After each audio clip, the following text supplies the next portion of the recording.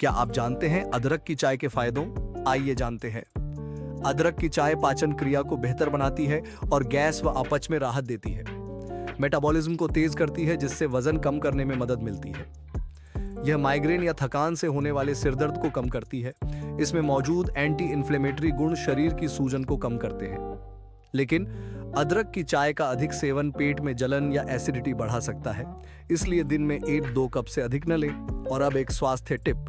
अदरक की चाय को शहद या नींबू के साथ पीने से इसके फायदे और बढ़ जाते हैं।